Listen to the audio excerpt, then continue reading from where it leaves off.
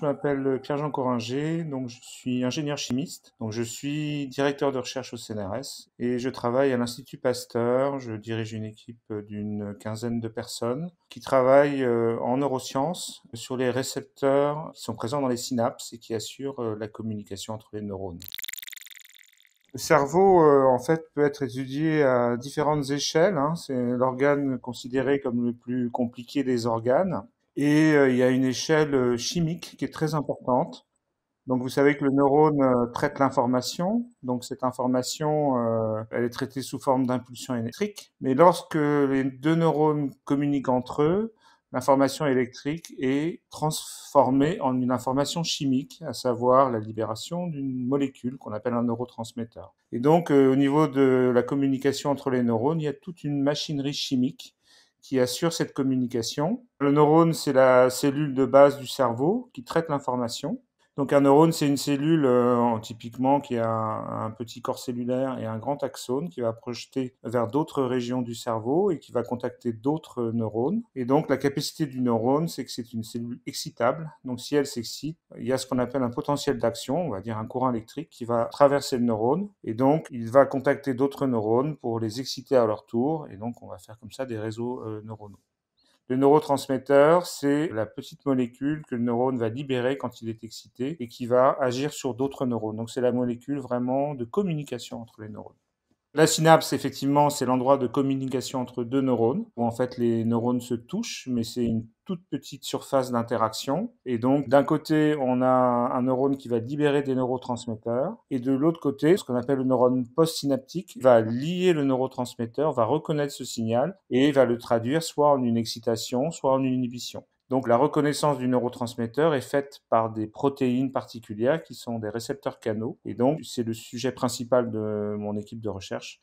On travaille sur ces récepteurs canaux, sur ces protéines, et on se pose la question de savoir comment est-ce qu'elles reconnaissent le neurotransmetteur et comment, après cette reconnaissance, elles excitent ou elles inhibent le neurone postsynaptique. Et donc, bah voilà, on a besoin de chimistes pour étudier ces processus. Et ces processus sont intéressants non seulement pour comprendre le fonctionnement du cerveau, mais aussi pour comprendre le mode d'action des drogues, par exemple des drogues à dépendance ou des médicaments, par exemple, qui agissent justement sur ces communications pour détourner donc la signalisation normale du cerveau.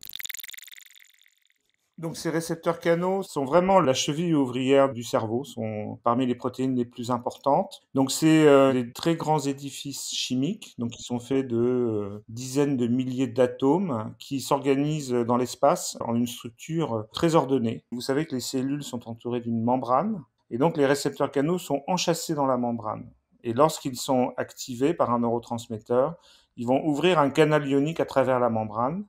Et donc, ce canal ionique va générer un courant électrique. Donc, si vous voulez, les récepteurs canaux, ils transforment un signal chimique, qui est la liaison de neurotransmetteurs, en un signal électrique, c'est-à-dire un courant électrique à travers le neurone. Donc, ces récepteurs canaux, en fait, sont le cœur de la synapse, donc le cœur des communications neuronales. Vous imaginez l'importance physiologique qu'il y a. Ils ne sont pas tout seuls dans la synapse, ils sont en interaction avec beaucoup de protéines. Donc, il y a tout un complexe de protéines du côté des neurones. Donc, ce qui nous intéresse, c'est de savoir comment le récepteur assure sa fonction dans ce cadre physiologique. Et ce qu'on fait également, c'est qu'on étudie la protéine isolée. Donc, on exprime cette protéine, on la produit dans des systèmes cellulaires modèles. Grâce à ces systèmes, on étudie la structure d'une part et la fonction d'autre part de ces protéines. Là, ce que je vous ai présenté, c'est un aspect plus fondamental où on cherche à comprendre comment ça marche. Mais il y a un deuxième volet plus appliqué qui est tout à fait important. Donc, ces récepteurs canaux sont la cible de molécules thérapeutiques. On peut citer le Valium, par exemple, qui est un anxiolytique extrêmement utilisé, qui agit sur ces molécules pour favoriser l'ouverture du canal. Ou alors la nicotine, donc qui est une substance hautement addictive et qui donc agit sur les récepteurs nicotiniques. Ces récepteurs sont activés par l'acétylcholine, donc qui est leur neurotransmetteur. La nicotine, elle est exprimée à haute concentration dans les feuilles de tabac. Lorsque l'on fume, la nicotine va dans les poumons, elle monte extrêmement rapidement au cerveau et donc elle agit sur une classe particulière de récepteurs nicotiniques qui sont exprimés dans la voie de récompense. Donc on a dans le cerveau une voie de neurones qu'on appelle dopaminergiques, c'est-à-dire qui libèrent de la dopamine, et on sait que la libération de dopamine est liée à la récompense. Qu'est-ce qu'on entend par récompense? Dans un milieu naturel, ce sera la nourriture, le sexe, ce sera ce genre de récompense nécessaire à l'animal. Donc la nicotine vraiment se substitue au neurotransmetteur, a le même rôle, donc ce qui donne des composés fortement addictifs.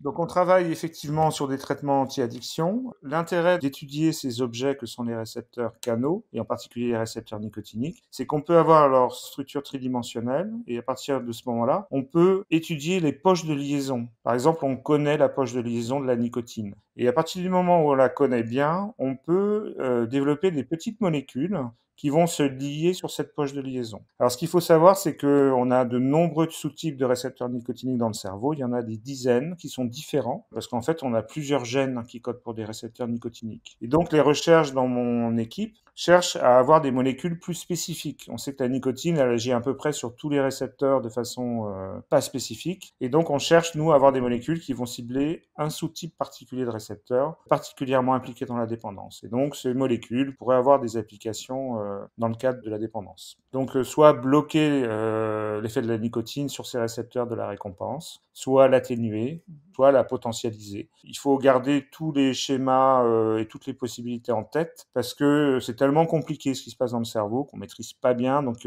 l'idée, c'est d'essayer les molécules et de voir un peu sur des systèmes comportementaux, donc chez la souris ou chez le rat, voir quelles sont les molécules qui sont actives et qui ont des chances de donner des résultats.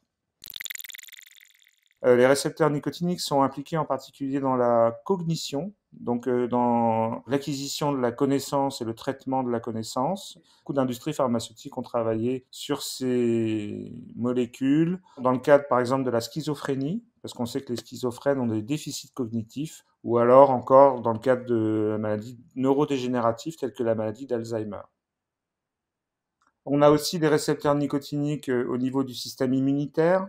Et donc, les récepteurs nicotiniques sont anti-inflammatoires, ont des propriétés anti-inflammatoires, et la nicotine a des propriétés anti-inflammatoires. Donc ça aussi, c'est un aspect qu'on explore en collaboration avec des équipes de virologie de l'Institut Pasteur pour savoir si on peut aider, en particulier après des infections virales. Mes travaux illustrent bien que l'étude fondamentale de ces récepteurs, en utilisant les techniques de biochimie, a des applications concrètes pour le développement de thérapies contre, en particulier, le sevrage tabagique, pour faire des facilitateurs cognitifs ou d'autres aspects de cancer pulmonaire.